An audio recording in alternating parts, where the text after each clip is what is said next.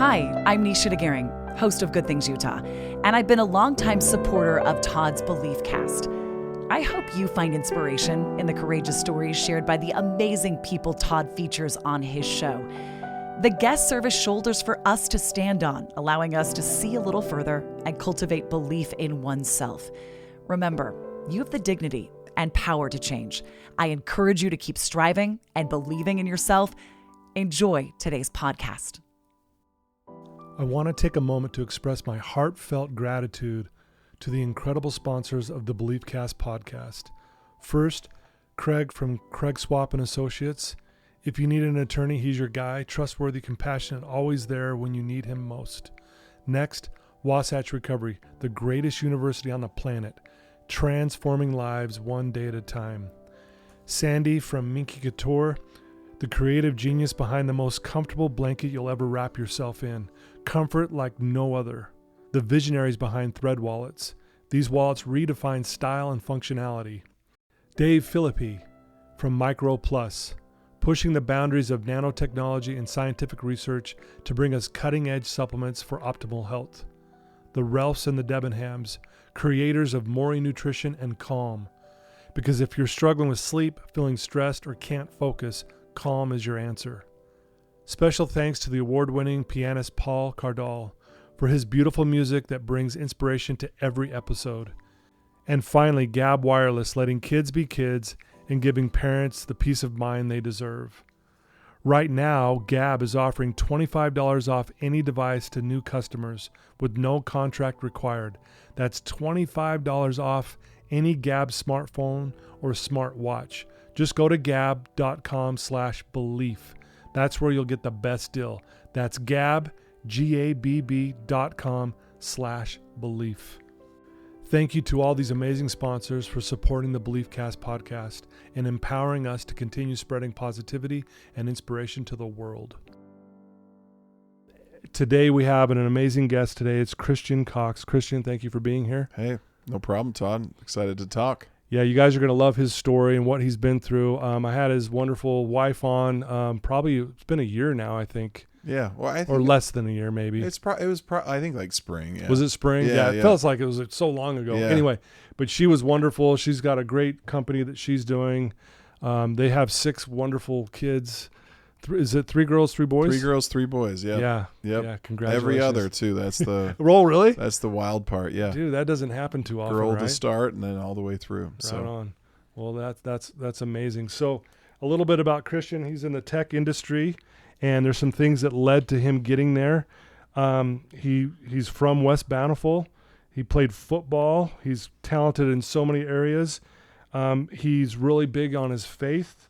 That means a lot to him.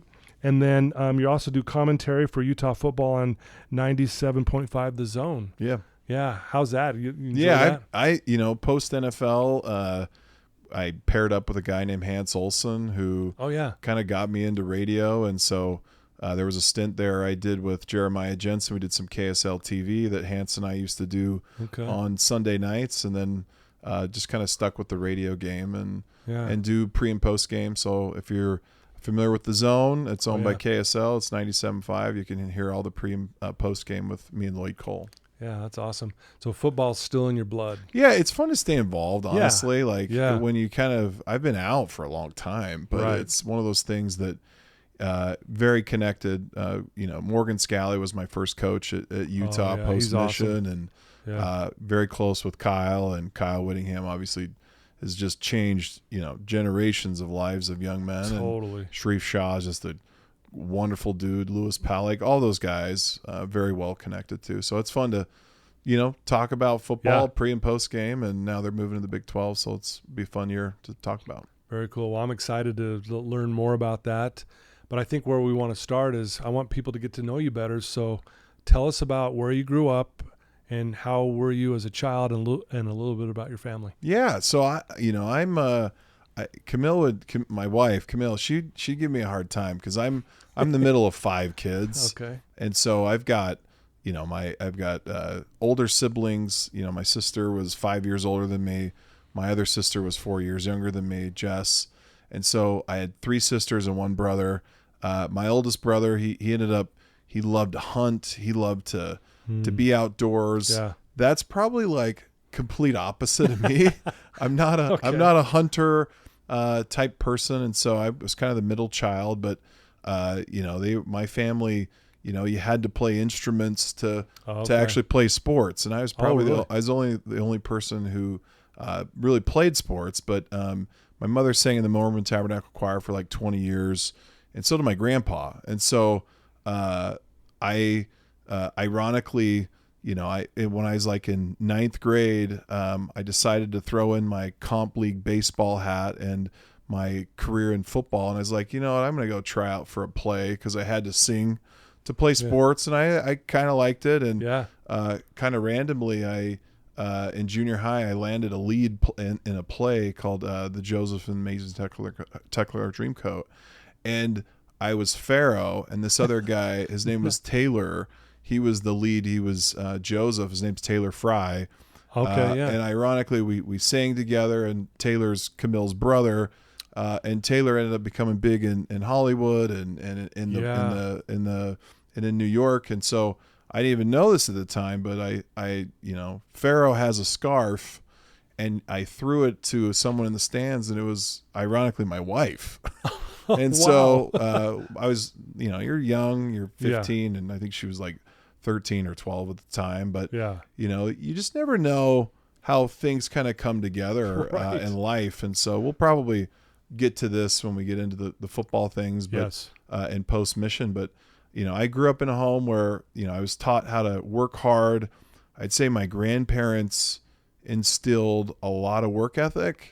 Both of my grandparents, my grandfather was a World War II veteran, flew B-17 bombers in World War II. If you're familiar with like the movie Memphis Belle. Oh yeah. He was actually a pilot. He was just a kid from, Idaho Falls, and had to go serve in the war instead of doing a mission. Dang. And, he went to the University of Utah, ironically, and became a civil engineer later, but fell in love with my grandmother, Virginia, and they were just Idaho Falls folks that migrated down to Bountiful. And I was lucky. Both, that was my hill side, my mother's side, and then the Cox side, I had two grandparents that were just amazing people. My grandfather, he grew up in a small town called Woodruff. It's on the way to Bear Lake. If you go Evanston to, isn't that the coldest place on earth during the winter? I think so. It's like I've heard that. it is a brutal place.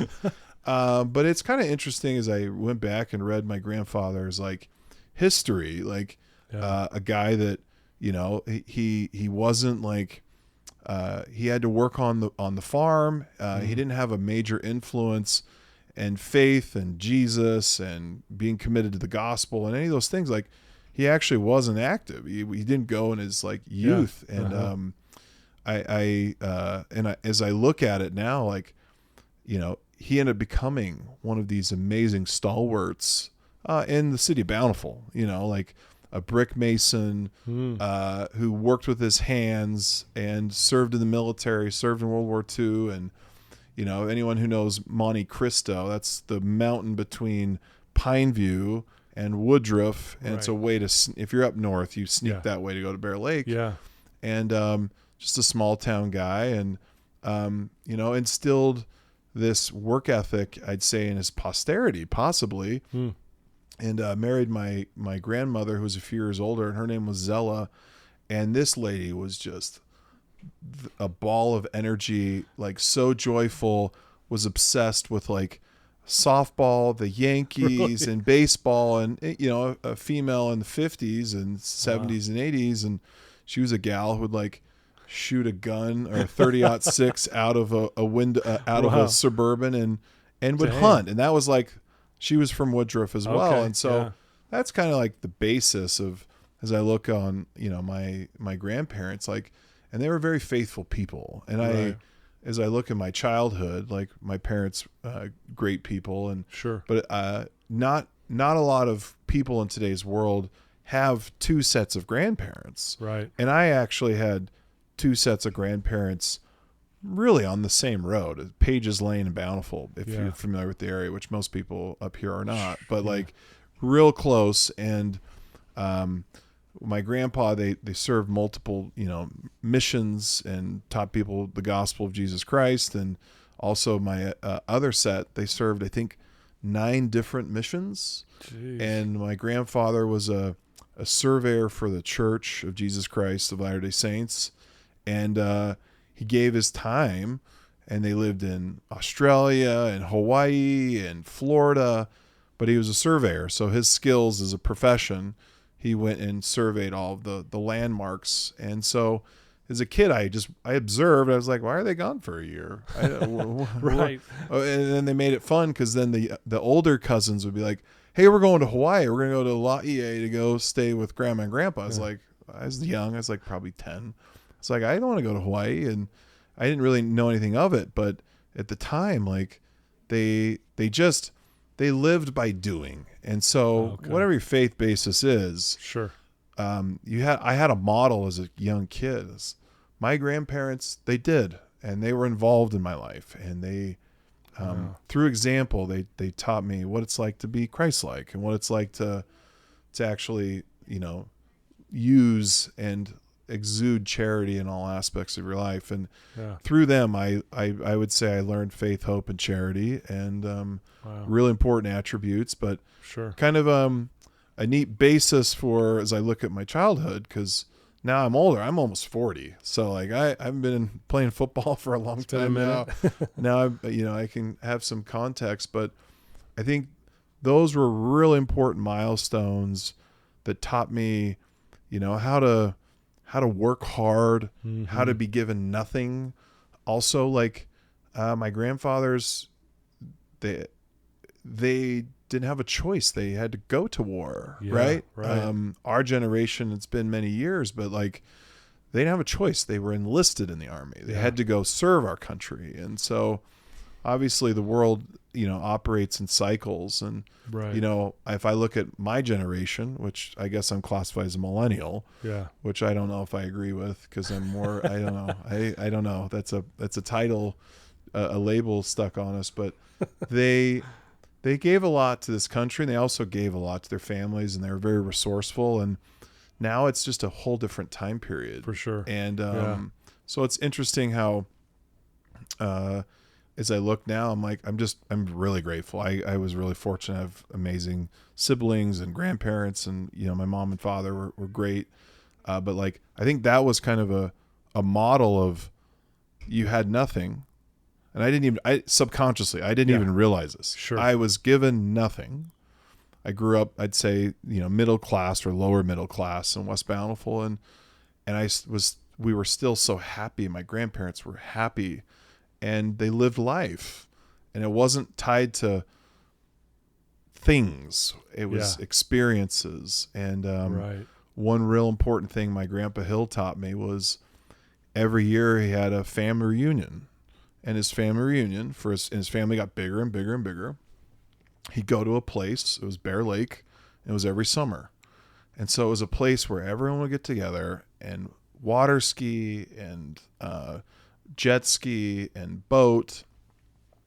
And we used to stay in a cabin, and then it moved to like, for some, they're like, that's ghetto. It's like you camp, and you're like, you're in this like campsite. I'm like, I don't camp actually, but you grew up knowing every year you'd go spend time with your grandma and grandpa and your cousins. And I was really fortunate to have a good model of amazing cousins and family. But my grandpa forced or said, hey, this is this annual thing, this ritualistic thing that we're going to come together and have fun. And also he led it. And you get to see a side of a grown man who's strong, but he's also sweet and wonderful and kind, and you don't have to be one or the other. And as a young kid, now that he's been gone for many years, I can look back and be like, man, I had it pretty lucky. Like my grandfather was the sweetest, amazing guy. And those are things like you want to exude, you want to model. It's like pretty cool to say, hey, we do a family reunion. This is where we go. This is where we come commune and be together. And obviously not everyone has that in the world, and not everyone has, families that are together and close knit and things like that. And those are hard, but I was very fortunate to have amazing grandparents that kind of set the tone that way. Man, wow. What I love is that you're so knowledgeable about your whole family. Like, this is pretty rare. Like, you know a lot about your grandparents, you know the ins and the outs. Most people can't answer that question like that. So thank you. Yeah. And I love the details. I love the awareness. I know this is going to be a hard question. You've learned many lessons. You even said many of them right here. Is there something that really stands out? I mean, I love the part where you said, they gave me nothing in the sense of they're going to hand you this so you don't have to work. You obviously learned how to work hard, but is there something that stands out that, man, I'm so grateful they taught me this lesson? Yeah, I remember. So my grandpa Cox had this. He was a classic crazy old World War II vet. Like, he built his house, he built another house across the street, and he built his own house. And I was kind of like, I was in this weird age of like 10 to 11 where I couldn't like work. And like, I wouldn't say I was sentenced, but I was almost sentenced. It's like, hey, yeah. I think it was my dad at the time or someone's like, hey, like, Grandpa, Christian doesn't know how to, you need to send him here to go work. And you need to come work on Grandpa's house and in the garden. And it was kind of classic because I went and I'd have to show up there at 8 a.m. in the morning. I could ride my bike up to their house. And instead of picking peas and, getting the garden all put together, that's what they wanted to do. I'd be down with them, and my grandma Cox would just be making me eggs and omelets, and I just be hanging out with your grandparents. And as an 11-year-old kid, like, when do you get a one-on-one time with your parents? Let alone like, I got to be one-on-one with my grandma and my grandpa, and I got to be with my grandma Zella and my grandma Cox, and like, could feel the realness of my grandmother, not the shell and a model, but it was like, she was a real woman. And I think what they taught me through example was like, nothing is given. You have to earn everything, and you have to create, right? And through work ethic, you have to create, and but also like the human connection of just being present. Like, that was a time like, I was 11. I didn't have a tablet in front of my face. I didn't have an iPhone. I didn't have anything. I was there to be with my grandma and grandpa every summer. Yeah, maybe did I like not do the work and spent time with my grandparents? And there's times I went and worked in the garden and did things, but like, that was amazing actually. That I could go just spend time with them. So if I really boil it down, those things that they taught me of being present and being with them and feeling loved also was what I'd say power and motivation that I translated in and I used as the mode of operation was sports was the vehicle. Right. Okay. I used the love and I used the work ethic that I did, and I channeled that into sports and teams and community and winning, right? And so they taught me the basis of life, but that's kind of where I'd say they taught me how to work, and I just took those approaches and moved it into, as a kid, comp baseball, but football. Yeah. Well, you were state champs. Yeah. Yeah, in high school. Yeah. And I love that you say you translated or you transformed that into doing what you were doing on the field, whether it's, what other sport you were playing, but you obviously excelled at football. That, you're obviously really good at that. You played in college and played in the NFL. So you win the state championship, life's good. You then go on a mission. Is that correct? Yeah. So tell us about, why did you decide to go on a mission? Cause I would imagine it would have been tough going, hey, well, I'm going to keep playing football. This is my thing. Yeah, no. So to put football on hold, that says a lot about you. Yeah, it actually does.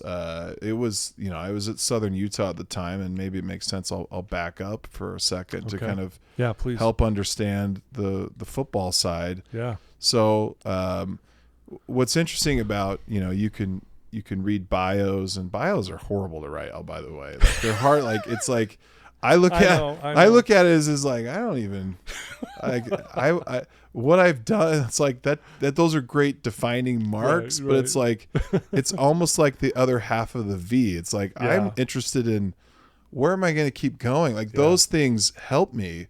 Where am I going to keep going? Sure. And so if I look back at football, and this might help listeners who have young kids or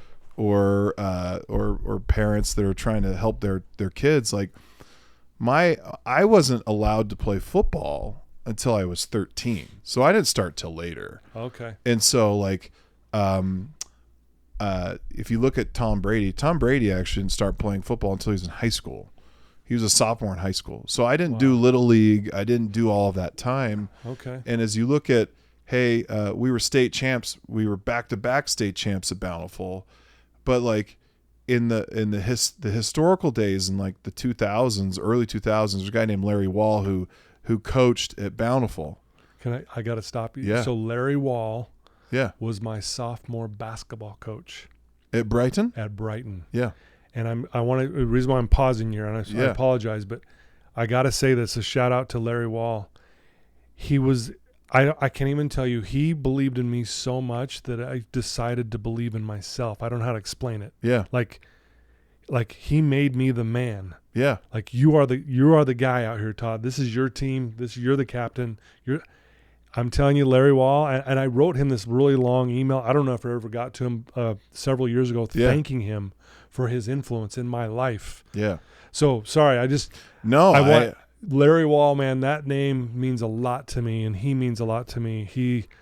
I honestly can say that was like him. He helped me transition from being this little scared kid to almost like this confident man, if you will. Yeah. I say this, and I've said it on radio publicly. Larry Wall, Kyle Whittingham, and Bill Belichick all have a common thread in those three. And so that was my childhood, was those three mentors. Again, coaches you look up to and you try to emulate. But Larry Wall, again, Bountiful High School football was Larry Wall. Yeah. Bountiful High stadium's named after Larry. I was going to say they named after Larry Wall. But back to what I was saying on Larry is that he ran a program at Bountiful that was so meticulous. And so as a seniors started and played. Juniors and sophomores didn't play varsity. And so in 2002, I think, there was an opening at a position as an offensive tackle. Mm-hmm. My entire life, I played quarterback and middle linebacker. I never played offensive tackle in my life. I also was undersized, so it's high school. So I made a decision, and I think it's really important early on in my life that seems really small. And if you start connecting the dots of your life, you actually realize it's the small things that compound into big things in your career and life. At that moment, I said, I'll make a sacrifice for the team. I'll play a position I've never played. Yeah. I was 6'3", probably 180, playing quick tackle. Dang. And in that offense, we ran a lot of traps, so you're blocking linebackers and things. But I was able to play as a junior just to say, hey, I just want to play on the field. That was really it. I want to just play. Get me out. I want to get there. I want to go play. And so I'm playing, and we win our first game against Lone Peak. It's a home game. The next game we lose at home on the road. I think it was to our rival at Viewmont at the time. Larry played for Viewmont. Yep. And then we went on to win every single game the rest of the way. And then we beat Lone Peak and a kid named Matt Ayu, who ended up playing at BYU in the state title in 2002.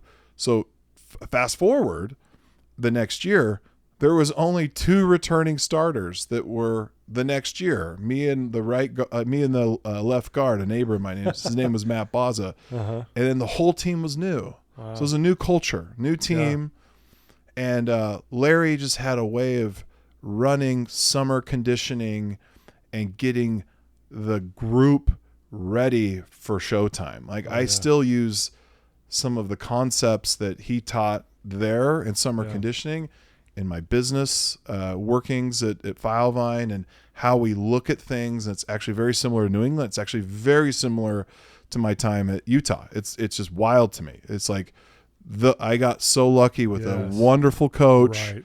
And like those guys don't exist today. Like guys who are full-time coaches like Larry who change people's lives. And I was very fortunate. God, that is amazing. So the next year, love it. we lost a couple games. We were in the state at the time. We'd won 17 straight games. We were ranked number 1 in 4A. Lone Peak was 4A at the time. And then we get to the playoffs and we just went on a hot streak, and we won the state title again. So we won back-to-back titles. Awesome. Amazing.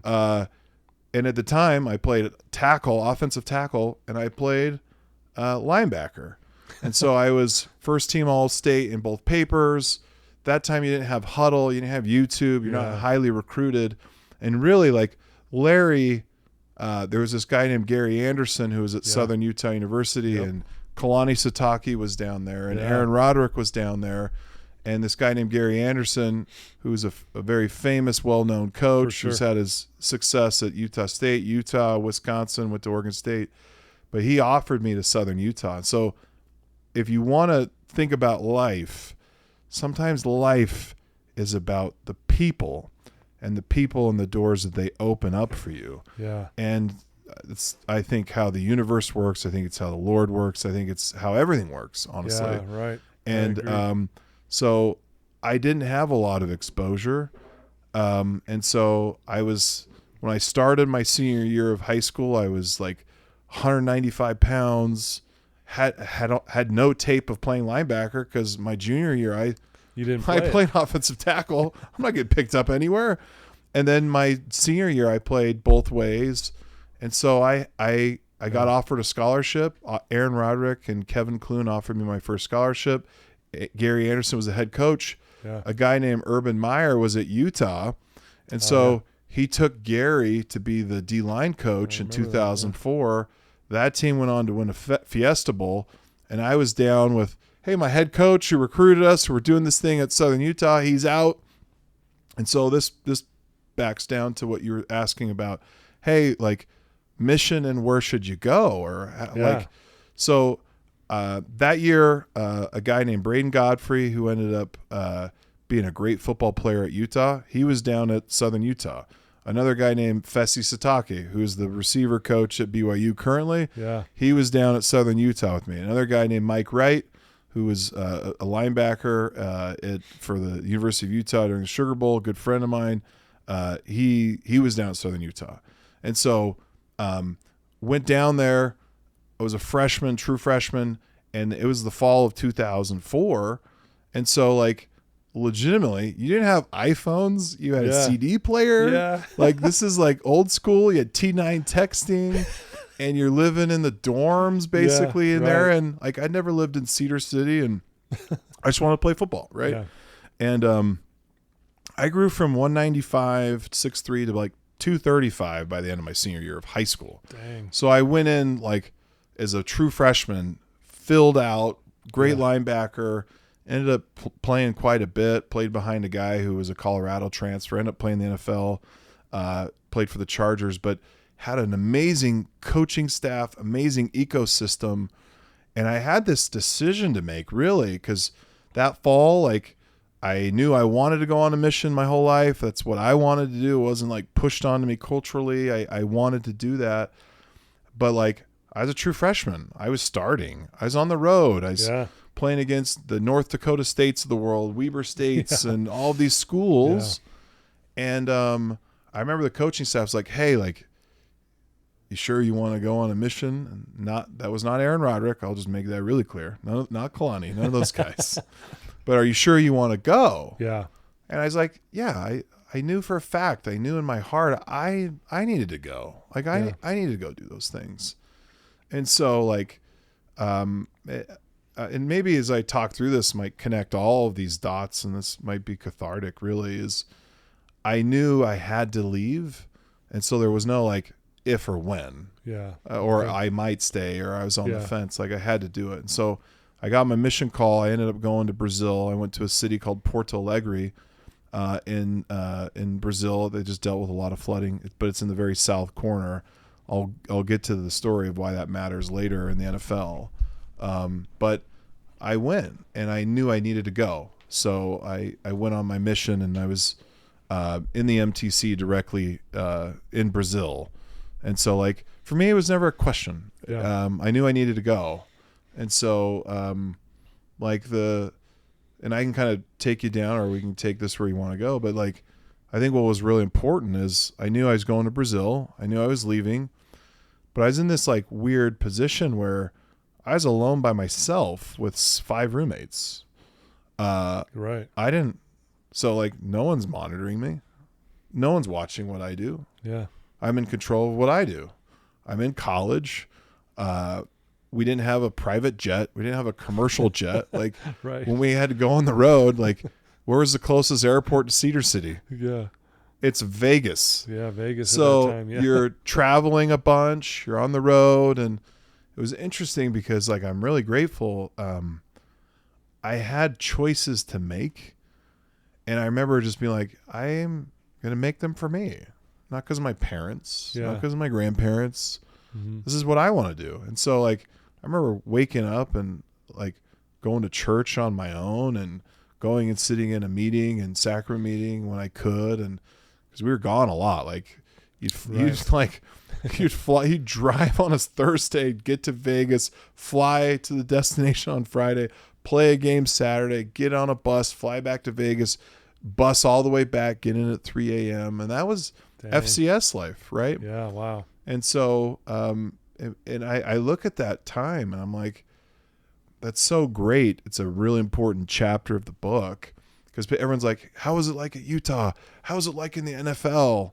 And it's like, well, what was it like in FCS Southern Utah before they could fly out of Cedar City? Right. You know? And I look back and I'm like, I'm really grateful that I had these amazing coaches in Aaron Roderick and Kalani and Kevin Clune, and, like, that I was there.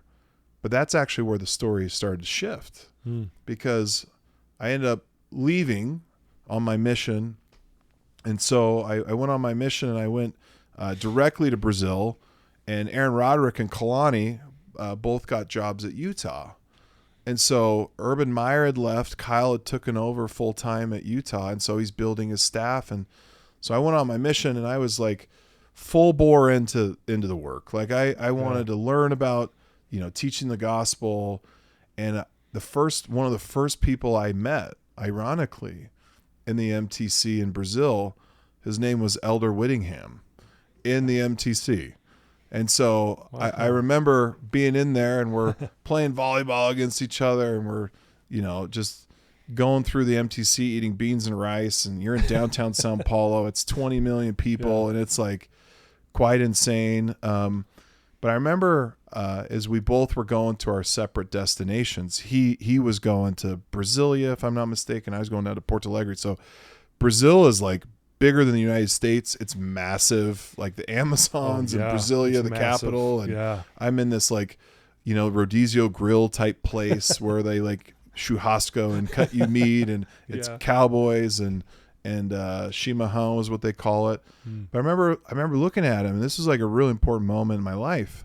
I looked Tyler directly in his eyes, and I said, and we're looking out, like, the stars. We're kind of like, hey, like, wonder what it's going to be like being out there. Like, we've been in this thing and you have to go speak Portuguese. And I remember just looking at him square in the eyes, and I knew it. And I was like a 19-year-old boy. And I'm like, I said to him, I'm like, hey, one day I'm going to play for your dad at the U.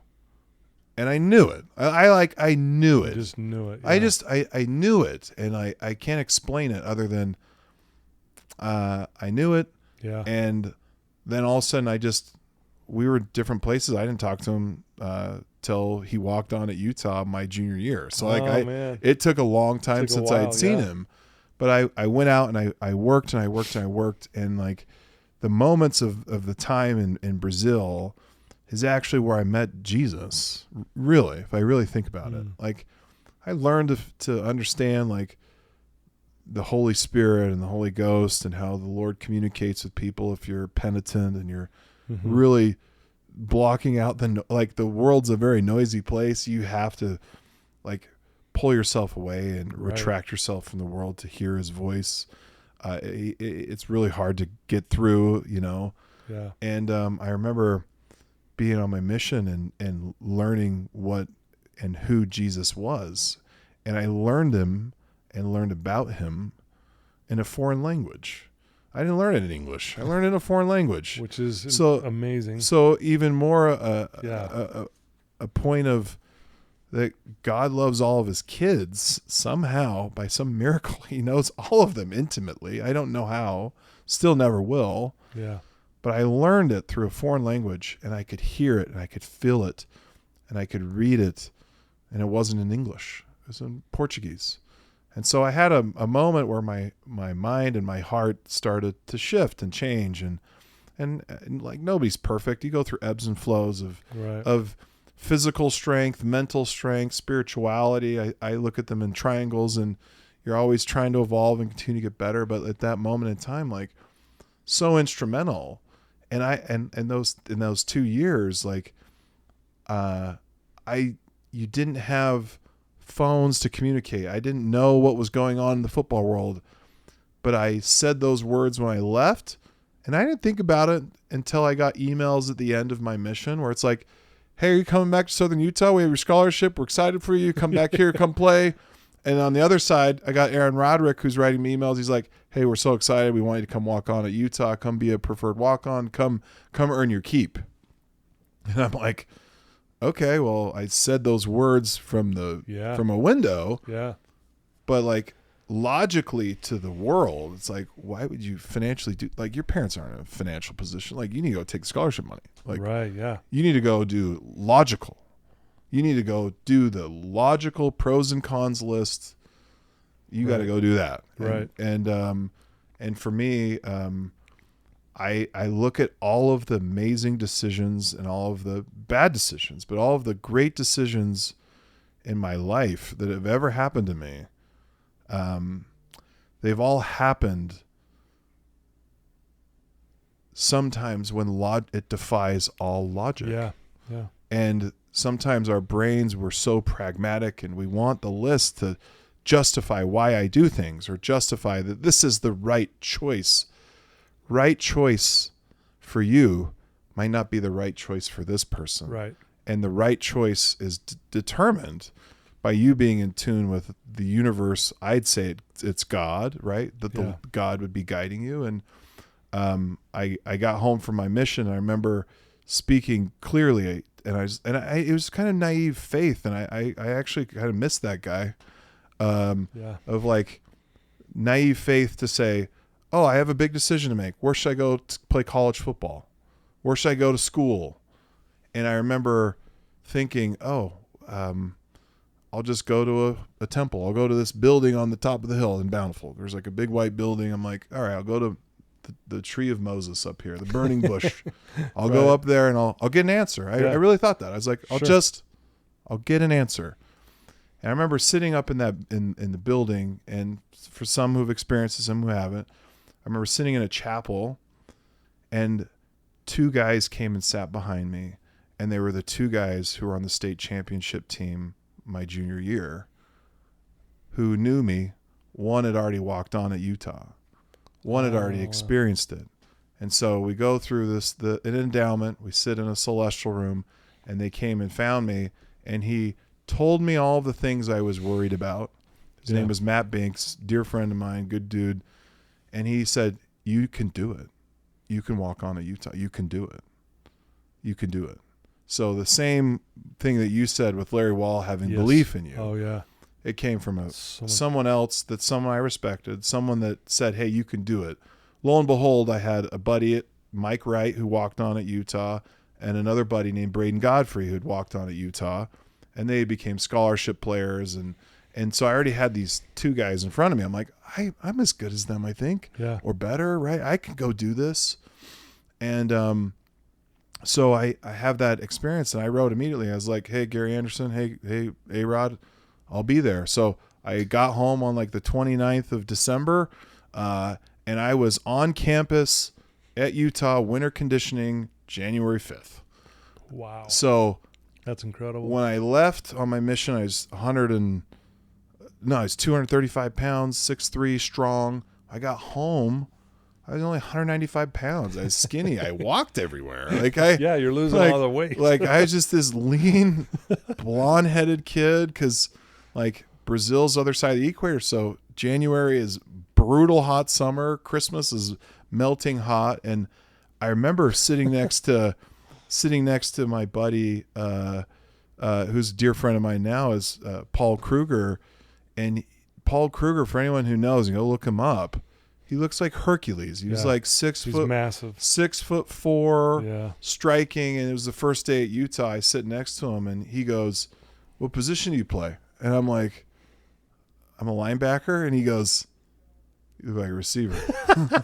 and I was like, "Oh, great! This is my first day." And so we go right into camp, and I know we have this connection. Trevor Moss. I met another dear friend, Trevor, and first day at class basically at Utah, and we followed each other together for 3 and 4 years. And him and Misty are amazing people. But I just remember my first few weeks at Utah, and this is maybe where it's applicable for people listening. Is I remember showing up, being undersized, weight-wise, the right height.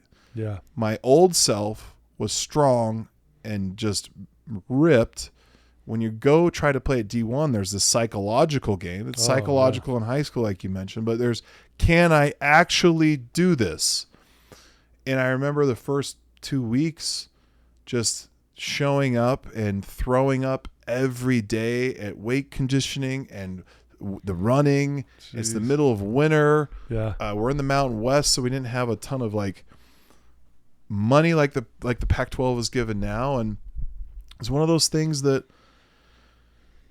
if I quit and stopped, and that thing I said to Tyler Whittingham in the window, that never went through my mind. That just happened and existed. Yeah. But I would have denied myself of all the future and potential. Yeah. And I just like my grandparents, it was one of those things, you just show up the next day. Yeah. And you just got to get through the next day. And slowly and methodically over 6 weeks, 12 weeks, all of a sudden I was 240 pounds. Went from 195 to 240 in 12 weeks, right? Wow. Not saying the weight was good weight, but it was but it was, the point is that, just when you think you're being stretched to the limit, you shouldn't show up. The environment was just completely different. I went from the streets of Brazil to D1 football at Utah, and Utah churns through guys, and big time. And you just kept showing up, and as you keep showing up, good things can happen. And over time at Utah, I walked on, I gave up the money at Southern Utah, and it was the best decision I ever had because, rewind or fast forward from that person. Yeah. All of the amazing things happened after because I made those choices to follow the choices. Yeah. And so I love that. What's not told is cause it's NFL, no, it wasn't easy. That wasn't even part of my thought. I was a walk-on. Yeah. When you're a walk-on at a D1, you're the guy carrying the pads. You're the lowest on the totem pole. Get my You're luggage. get out of this drill. Yeah. Who are you? Who brought you here? But it took me playing 6 different positions and 2.5 years to finally settle into my right spot. And so I told you I played in high school middle linebacker and offensive tackle. I had never played D end in my entire life, ever. And so I played D end. I ended up leading the team in sacks in 2009. A really important figure, Gary Anderson, ended up going to Utah State, but I had a guy who just transformed my life fully. His name was John Pease. John Pease coached with Tom Coughlin in the Jacksonville Jaguars. John Pease coached for the Saints. John Pease was a graduate from the University of Utah, and today is just a very special day because today he passed away last year this day actually. Oh, and wow. So if you ask Kyle Whittingham or Hans Olsen or anyone, John Pease has had an indelible mark on the Valley and coaching, and but it was his energy. And so like when I look at, when we got John at Utah, I looked at him and I was like, who the heck is this 75-year-old guy? What does he have to offer a 24? What's he going to tell me? What's he going to teach me about football? Like, this guy's got nothing for me. Like, I was kind of mad Gary had bounced. Yeah. And I just was like, no, this guy's got nothing for me. Like, I can't, no. And it's interesting because that same like thought process of like, this guy can offer me nothing is what he offered me everything once I like humbled myself and realized that like this guy knows what he's talking about. Yeah. And he also, his approach to life was so joyous. Like he had a fused back. He could barely turn his neck, but he would just show up with so much joy. And people didn't know this. Like he'd go work out for 3 hours in the morning just to be able to move around a little bit. Yeah. Like, and, he brought so much passion and realness to life. And so like, if I look back on my time, like if Gary didn't leave the Utah State, I would have never been able to play or progress. Yeah, and if you keep pulling back on the onion, if I just didn't go to the right place and I would have quit on week 2, I've never experienced all those things. But nobody talks about the 2.5 years of pain and playing scout teams and doing different things, and probably don't have time to go way into those things, but like those were the things I actually needed. Yeah. I needed them. Yeah. I had to have them. Yeah. And lo and behold, as you weave the tapestry and the story together, all you call it affliction or growth or whatever those things are, that's actually where I met my wife, who was the girl I threw the thing to when I was 13. I met her when I was playing at Utah. And so the same template that you apply, that I stuck with it with football, like it took me 4 years to convince my wife to marry me. Like it was the same brutal reality, that I did with football that you had to apply, with falling in love and getting married and doing all those things. And so like, I know it's a ton I throw at you here, but like, it really is the same common theme, is that anything of value, I look back now, anything of true value requires an immense amount of work, consistency, and you just have to wade through affliction. You have to be willing to do it. And if you're willing to do it, that's all. You just have to be willing. Yeah. That's it. If you're willing, that's on the other side of where you see magic and mystery and like things you would never expect. Exactly. Is on the other side of that. Wow. Beautifully said. Thanks for sharing that. That's powerful. Like great perspective. And I'm over here like I got chills, dude. That's beautiful. And I'm glad the connection we have with Larry Wall again. Wild. Wow. Wild, right? Trevor Moss. And we've got some connections here. Anyway, I'm grateful that you're sitting here right now. Honestly, thank you for sharing that. Jumping ahead, I know there's a lot to talk about, but there's so much. But I want our listeners to know, I mean, you played in the NFL. You're playing with the Patriots. I mean, that's the pinnacle, really, with someone who's, a little kid, like, I want to play in the NFL. I mean, that's like, you're there. You've made it. And then tragedy strikes, if you will. Yeah. And I was just telling you off air, I watched the video of you getting hit after the ball had already gone out of bounds, late hit, if you will. And if I'm not mistaken, did it break your neck? Yeah, bulged the disc. And C5 and C6. What was blowing my mind is, you stood up. They were, you had trainers there lifting you up, but you could tell you just weren't right. But I don't think they had a clue what was going on with your neck. And I'm going, oh my gosh. So anyway, talk about just that experience of like, here it is, your career. I mean, it was essentially over at that point. Yeah. It's one of those things that I was never injured in college. I was never injured in high school. I never sustained a major injury. I had some like scopes and cleaning up of your knee and things like that. But like major. When you look at, if you look at the things that are the pinnacle of what society deems as success. Like, oh, you make it to the NFL when you're a young boy. Like, I got to get to the NFL. Yeah. And the joke I always make is that football is like a bad ex-boyfriend or girlfriend that she breaks up with you when she chooses, whether it's Little League, that's a good way high to put school, it. Yeah. college, some making the NFL. Like Tom Brady, like rode off into the sunset. So it's like a very extreme. Yeah. And so for me at the time, like I wasn't like Kamille and I had broken up. She'd gone and modeled in LA and I was in the NFL. And like, ironically, my cousin played at BYU with Steve Sarkisian and Kalani Sitake and Aaron Roderick and Hans Olsen in the Cotton Bowl in 2000 or in 96. And so my only relatives out of the state, my uncle lived in Boston, but they were out of town, and it was a preseason game. And now that I'm sitting and talking about it, like, I actually was alone. I was alone. Yeah.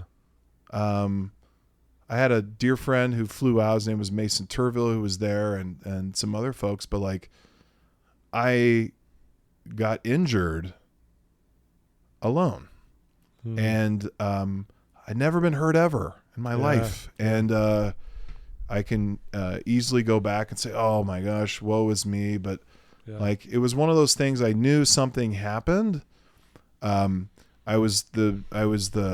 So Gerard Mayo, who's the head coach of the Patriots, I backed up Gerard Mayo and a guy named Brandon Spikes. So I had the green dot. I was going to be calling plays. I was the middle linebacker. Was my job. And I tried to stand up, and it actually felt like I got like Bambi. Like, I felt like a deer, where all of a sudden, like, the electricity that would be in your body normally, just your system, you probably see it on the film. Like, you look wobbly. You can't stabilize. And at that time, I thought it was concussion protocol, because in 2011 they rolled out concussion protocol. It was really tough. Yeah. And so I just was like, okay, I'm starting the whole second half.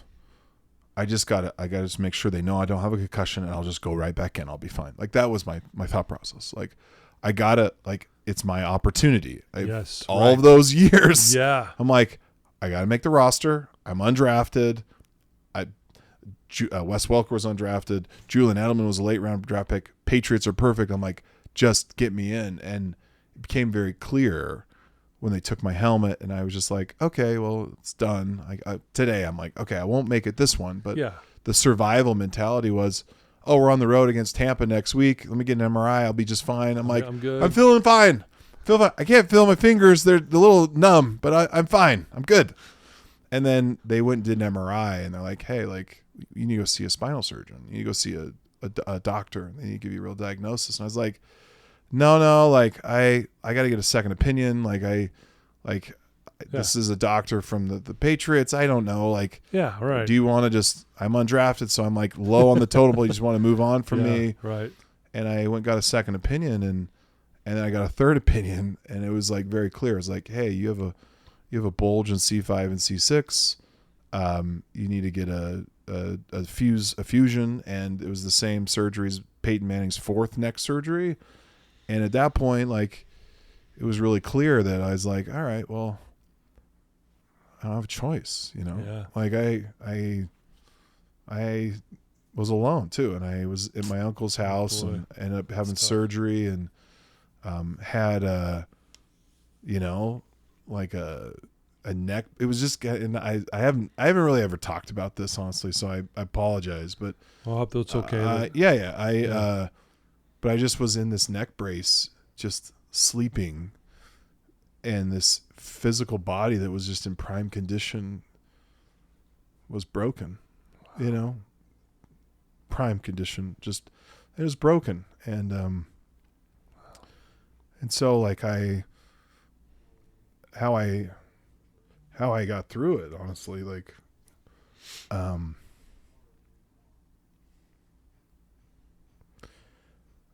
I just started walking as I go for these walks by myself. And I had to wear a neck brace I healed pretty quick. Like, C5, C6 fusions, you can heal fairly fast. Right.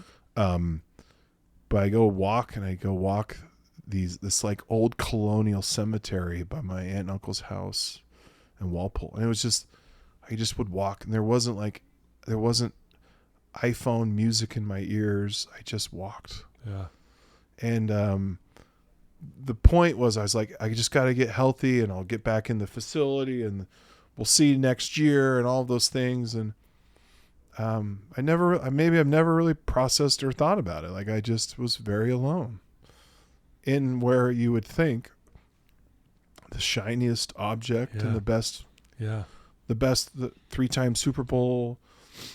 I didn't have my wife. I wasn't married at the time. And so, I think the walking just was what started. And so it sounds like the hardest part is just, because you brought it up several times, just the alone feeling. Like, it sucked what you were going through, but you kept saying, I'm alone. Yeah. I always had, think about it. You're in college. What do you have? You have a giant stadium. You have your family. You have, I had Kamille's parents and family, and everyone's like, oh, that was such a great game. You're doing so great. And no one watches preseason. Yeah. It's like no one's paying attention. It's a good point. No one's paying attention. And all of a sudden you're just off a blip, and I didn't know how serious the injury was. And I was like, I just want to get back in, and and that's all I wanted. I wanted my shot. But like, what's interesting about that door, like, sorry I'm talking this way, but no, it's okay. The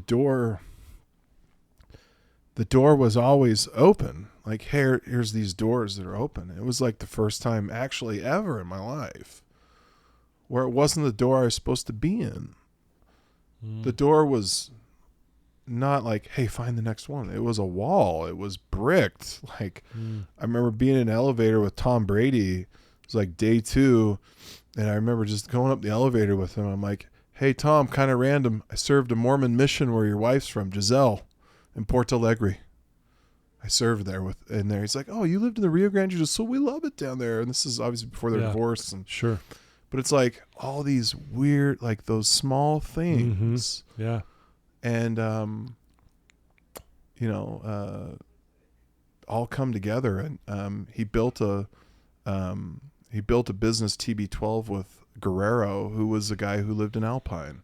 And I talked to him, and there's all these like little tiny things that are all connected. But back to the alone, I was alone. But I in the aloneness, go back to, like, not to go too scriptural for people, but like, I remember reading this scripture in the Book of Mormon about Moroni, and he's in the end of these wars, and he's the person who his father was Mormon. That's why the book's called that. And it's an ancient record of people who lived here. But Moroni's job was to seal these records, and he knew all of his people would die. And he says it. And I remember reading these words, and he talks about kinsfolk, and he has no one around. He's all alone. Yep, he's alone. And that meant something to me, because I actually was. And I'm grateful for those things. And but as I look at it, because everyone's always asked me this question, like, getting injured, like, how hard was that? I've never really like talked through it, but like, it was hard. It was hard to see players the next years. I'm like, that guy's not good, but he's still in there. And but now that I have all this perspective, and I ended up getting married and convinced Kamille to marry me. And but now I have all these children and these 6 beautiful kids. Yeah. And like, the perspective is, would I have had them, in New England? Probably. Was I supposed to have them there? No. Would I be in my tech career and software and scaling companies? I've done 2 of them. Yeah. No. Would I have all the things I have today if I was doing that? Like, it's kind of like Back to the Future 1. Like, the picture erases, I think. And all of the amazing things I have today, like, I have a beautiful wife. I have amazing children. And as I look back at my time, like, it wasn't to be. Yeah. And it made me grow in other ways. And as hard as it is to talk through it, and like, it's just one of those things, like, you really don't go talk about. Right. You know, you don't. Yeah, you don't. But I look back, I'm like, I'm so grateful for it. I actually am. I don't.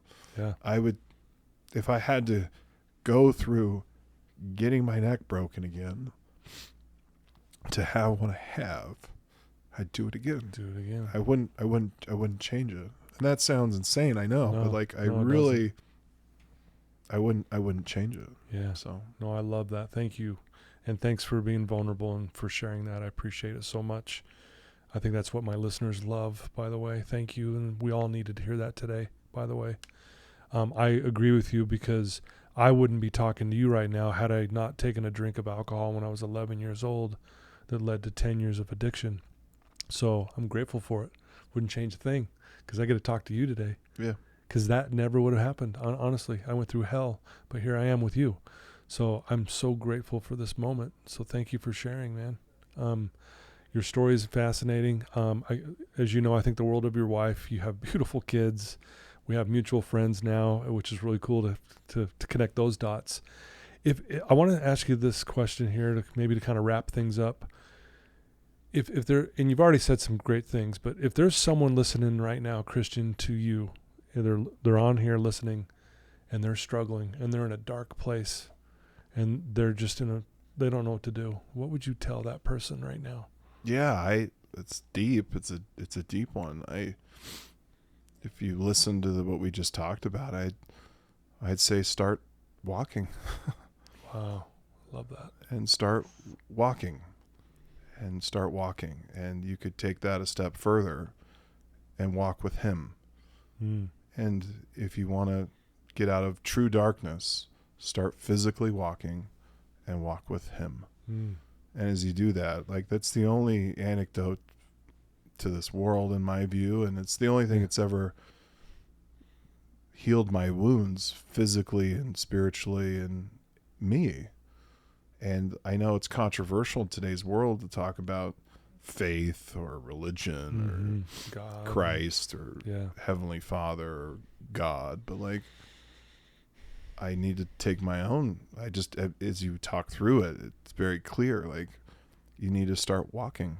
Wow. And then with him. Man, that's powerful. Simple, but powerful. So wow. And I do appreciate you. You know, I know you wear your faith on your sleeve, and I think it's great. I respect that. I respect you. I respect your family. I know it took a minute to get you on this show for whatever reason, but this was the time it needed to be on. It's kind of like you said with everything else we've talked about, right? Yeah. there's a Today was the day. Today was the day. Yeah. But I appreciate your vulnerability, man. That was powerful. And, you know, if someone wanted to reach out to you and, you know, ask you a question and, you know, get to know you better or find out what's the next thing you're going to be working on or doing, what would be the best way for someone to do that? Yeah, you could, I'm like off the grid to a degree. Like, I kind of just, I've been working so hard, Kamille. you know, call Kamille at this number. No, you could reach out to me. You know, I've had a Twitter for a lot of years, so it's just Christian Cox 94, but, I'm heavy into business. So LinkedIn, Okay. I'm big into, you know, building businesses and growing companies, and been at Filvine for a lot of years. So if you're looking for career help or just anything, just reach out there. Love it. We'll put those links too, by the way, in the show notes when we go live, so that people can just get right to it. And I hope that they will. I hope they do reach out to you. Yeah. And but I can't thank you enough for taking some time and getting on my show. It's awesome. Yeah. And, you know, I think I benefit the most because I'm sitting here with you firsthand. I got to see you in person. And so thank you. Yeah, it was fast hour. And dude, I know. Thanks for doing it. Thanks for doing it. Honestly, it's phenomenal. Thanks for having me on. Yeah, absolutely. Well, there you go, folks. Christian Cox. Please look him up. Ask him a question, man. And you guys, full of knowledge. He knows a lot of people. He's been through a lot, and he wears his faith on his sleeve. I really appreciate that about him and respect that. If you're struggling, just like he said, I couldn't say it any better. Just get up and walk and then walk with him. And if for some reason you don't believe in that, walk with the universe, if you will, or or the energy, whatever works for you. But again, we all need something bigger and greater than us, because we're all struggling on some level and we can't do it alone. I really believe that. So thank you guys for tuning in. Again, thanks to my sponsors. You guys are the best. I love you guys so much for supporting this cause, and everyone tuning in. Till next time. Love you.